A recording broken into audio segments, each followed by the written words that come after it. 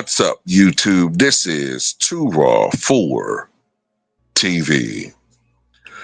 All right, so before I get into this video, I want to give a shout out to the brother Eric for the donation to the channel via the Cash App.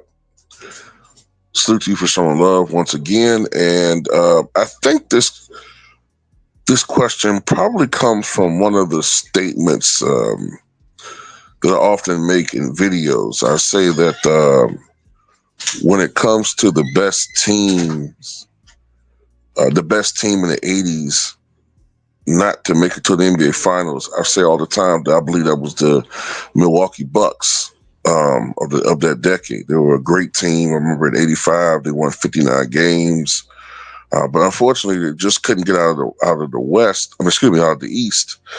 That featured early on teams like the Sixers and the Celtics, and then later on the Detroit Pistons.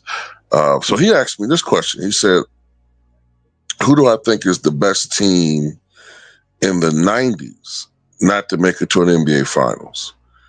And I had to think about this one. And initially, I was tempted to say the Rockets, right? But then I said, no, I can't really say that because I know you're like, what are we talking about? Well, I was thinking about the Barkley, Olajuwon, Drexler team, right?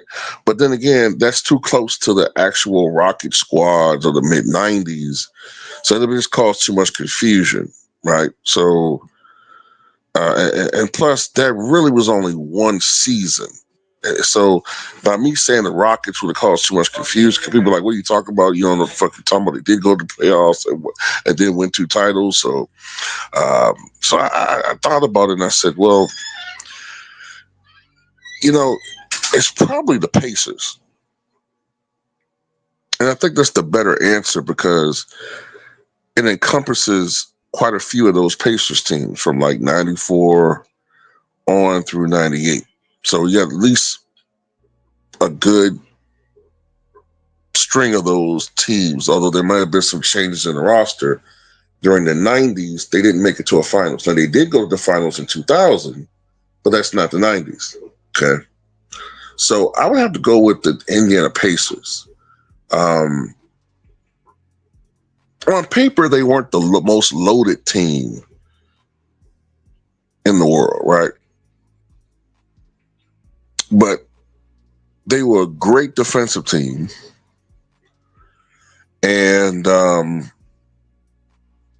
thing that made those teams great, in my opinion, were that, like the Knicks of the 90s, they were physical.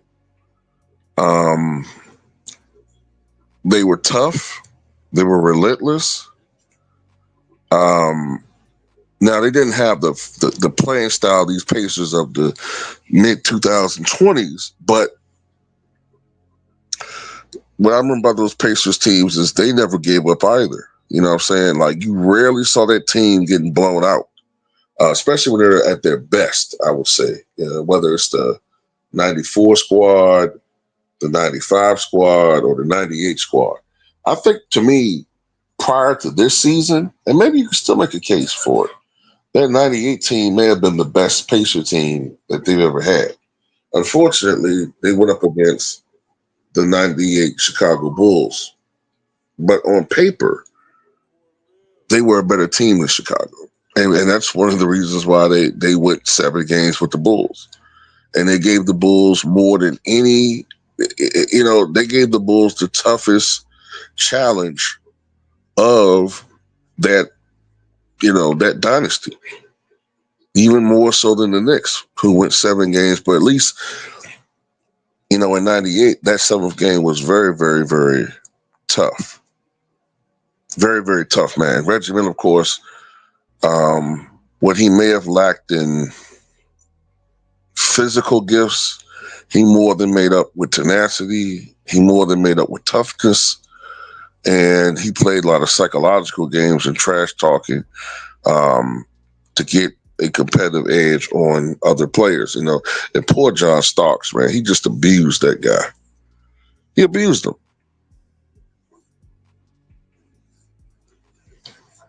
But yeah, man, when you look at the Pacers, They often overachieved. And when you look at it, they were almost always in the mix. In 94, they went to the conference finals.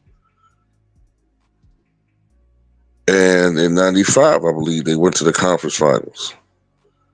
In 96, there were some down years. 96, I think it's the year that Reggie Miller I think he had a house fire that year. Plus, I think he had like a late season eye injury. Mark Jackson was gone from the team. But then he came back, I think, in 97 in a midseason trade.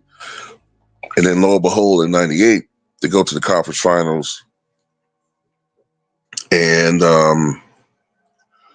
they come from one game of advance to the NBA finals. And then in 99, they're in the conference finals again. So I would have to say, in my opinion, the best team in the 90s not to make an NBA finals appearance were the Indiana Pacers.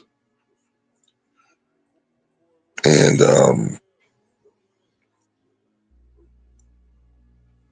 like I said, if it wasn't for the Chicago Bulls, I think they would have went to the finals. I think they would have played Utah. And, if they had played Utah in 98, I think they could have beaten Utah, man. I think they could have beaten them.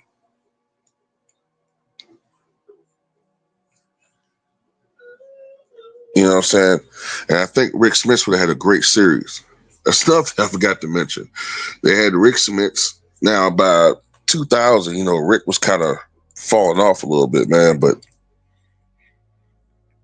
Rik still had a little bit of juice left in 98, man. But he wasn't quite the same player that he was from, I say, maybe 97 and earlier. But it's another good thing, man. He had Rik Smits, 7'4" center that had range out to 17, 18 feet, which is something that you didn't see back then. And, if you're 7'4", I mean, who's really going to block your shot?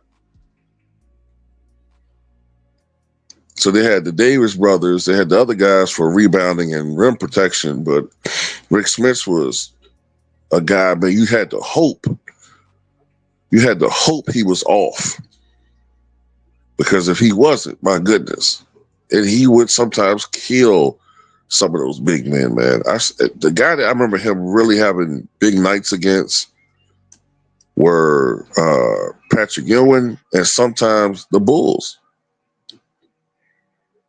Sometimes he used to kill Luke Longley. But anyway, yeah, I'm going to go with the Indiana Pacers. What's up? What you guys think? What do you think was the best team in the 90s not to make an NBA Finals?